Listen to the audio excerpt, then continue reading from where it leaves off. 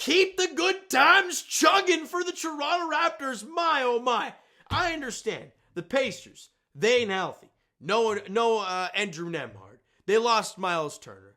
Benedict Mathurin's hurt. I get it. I understand. The Raptors went out there tonight and they manhandled the Indiana Pacers, winning 129-111 and getting their third consecutive W, and now 8-5 on the season.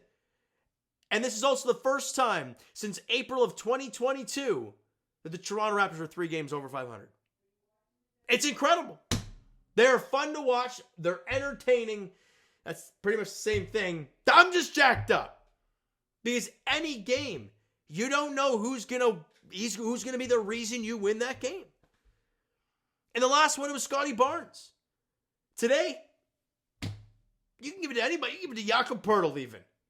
22-9-1 for Jakob Poeltl, right? Even to RJ, who was not great in the last game. He had 22 today. Everybody did their job. And something I noticed today early in this game. About midway through the first quarter, Raptors weren't playing great. But I saw basically back-to-back possessions where Brandon Ingram is like, give me the ball, let's settle into this. And he knocked down 2 jumpers. Settle this team down. They proceeded to go on to win the first quarter, 32-29. Isn't it great to have a guy that can just, take the ball and you feel confident he's going to go out there and get you a bucket? Great stuff for BI. Great start for the Raptors. You're up 3 after 1 quarter of play. In the second quarter, they don't hold back. They win that quarter by 6, 30-24. You're up 9 at halftime. In the third quarter, you cut, and this is the big thing we've talked about. You want to come on the third quarter and lay that first punch, especially since you have a 9-point lead. You go out there and go on a 5-6-0 run to start, you're up 15 now. You let them go on a 5-6-0 run, it's a 1-possession game. The Raptors came out in the first bit of the third quarter, dominated, won that quarter by 7. You're up 16 going into the fourth quarter. Exactly where you want to be. And at one point in the fourth quarter, they get it to like 28-point lead. I mean, this game is long over. And before they can take their players out, Rick Carlisle starts playing hacky yak. I understand there's like 5.5 minutes to play. Hey, coach, you're down 25. Can we not drag this game out because you just think you might come back or you want our starters out of the game? Like, for God's sakes. They eventually take them out and bring out the bench guys. And obviously the game finally ends, and you win that quarter by 2, 28-26, and you win the game by 18, 129-111 over the Pacers. This game was really never in doubt. I'm just proud of these guys. They're not playing down to their opponent. They are taking every game, they are approaching it the exact same. And these guys are a team. You can feel it. Because it's not one dude every night. You're not counting on one guy to be great every night. Each guy is expecting to be great every game. And that's what you love to see. Let's get these team stats before I rip into the player ones. Raptors shot 55% from the field. They shot 42% from the field. Outstanding stuff. 3-point shooting, this is something that I think all of us as fans want to keep an eye on moving forward. I don't believe they shot the 3 well in the last game, too, against Cleveland. Let me confirm this. They won that game by 13, dropped 126, but they shot 39%. Fine. They shot 23% from 3 today, was 7 for 30 in the game. It's not good. They shot 35%. They knocked down 15 threes. Obviously, a big differential there. I guess the main reason they were somewhat in this game, they were 15 for 43. And the Raptors shooting the free throws. We had 42 free throw attempts. We missed 16. Now, half of those were Jakob. But missing 16 free throws usually is no bueno. 62% from the free throw line. They shot 82% from the line. But the Raptors dominated the glass. They were plus 11 on the glass. Assist-wise, you had 29 dimes. Turnovers-wise, you only had 14 in the game. The Raptors just dominated the paint. The Pacers had no answer. They had no answer for Jakob. They had no answer for RJ. Every time Brandon Ingram wanted to get downhill, he did. Scotty Barnes, whenever he wanted to get inside, he chose to, and he got it. Raptors 78 paint points. Point paints. Interesting. Anyways, they had 38 point paints. Yeah, let's go with that. 38 of them. The Raptors were plus 40 in paints in the point. I had to really think about that one before saying it. Second chance points, Raptors were 19-13 there. And in the fast break, again, you dominated the paint. In the fast break, 33-18.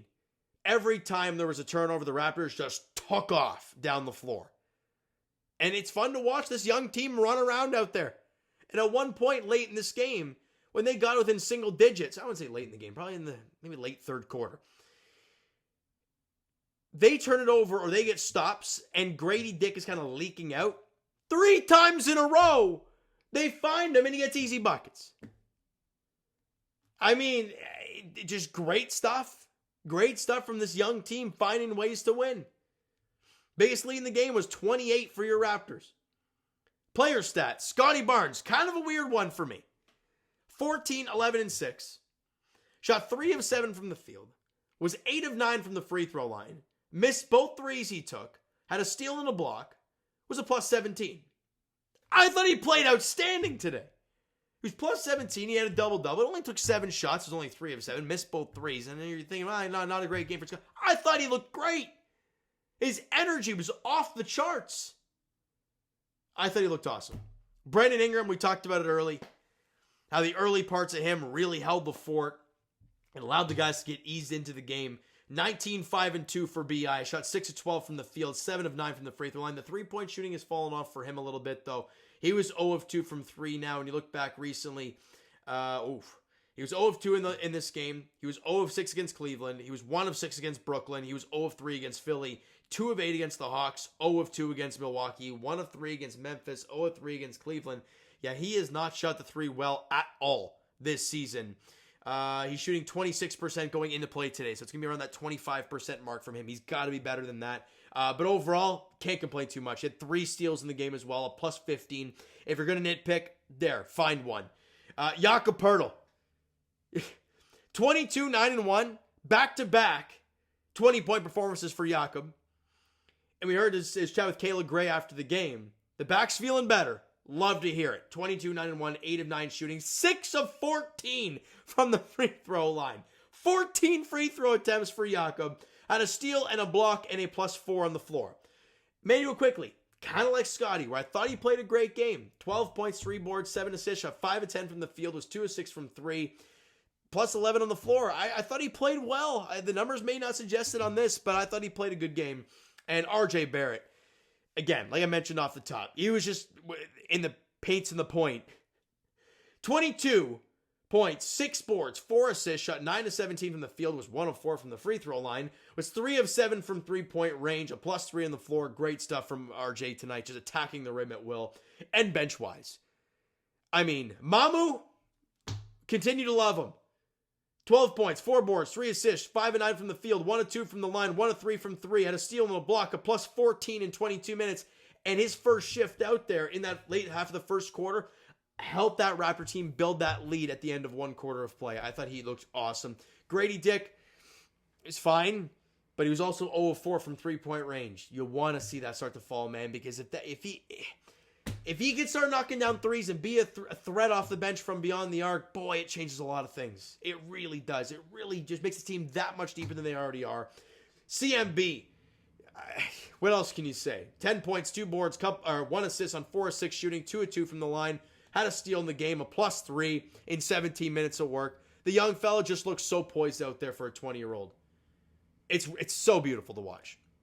And Jamal Shed, quiet game, somewhat. 7 points, 4 assists in 17 minutes. Nothing crazy in the stat sheet. Did have 2 steals, but was a plus 17 in 17 minutes. Dude's a dog. That's all I got to say about that. Now, next game for the Toronto Raptors is on Monday night. Finally, the road trip is over. 5-game road trip in the books. The Raptors go 4-1 on the trip, and they go to Charlotte to take on the Hornets. Or no, they're coming back home to take on the Hornets in Toronto at 7:30 at Scotiabank Arena. I'll be going live on TikTok for that game, so if you guys want to watch the game with me, Follow up the page down below. It would be awesome to have you guys around for that game as the Raptors look to win their 4th straight game, go 9-5 on the year. That would be insane right now. Raptor fans, look at the record. They're tied with the Bucks. Just going to leave it at that. All right, so you know what, guys? That's going to do it for this one. If you enjoyed the video on the dub tonight, smack the like button. Do appreciate it. Hit the subscribe button. You guys know that's already. Comment down below. Thoughts on the video, thoughts on the game. Would you like, would you not like from today's game for the Toronto Raptors? Twitter, Discord, Instagram, TikTok, all that stuff is down below. So follow up there if you haven't done so already. And I will talk to you guys. Of course, I'll be here Leafs Edition. I'll be at the Leafs Edition on TikTok, too, at 7 o'clock on Tuesday night. As the Leafs could win a hockey game. Please. And they're going up against St. Louis. There we go, Scotiabank Arena. And for the Toronto Raptors, they're back at home against at Scotiabank Arena against the Charlotte Hornets at 7:30. Again, I'll be going live on TikTok for that. Check out the link down below if you haven't done so already. And I will talk to you guys then. Thank you so much for listening and watching. I hope you enjoyed the video. And the dub tonight. Talk to you guys then.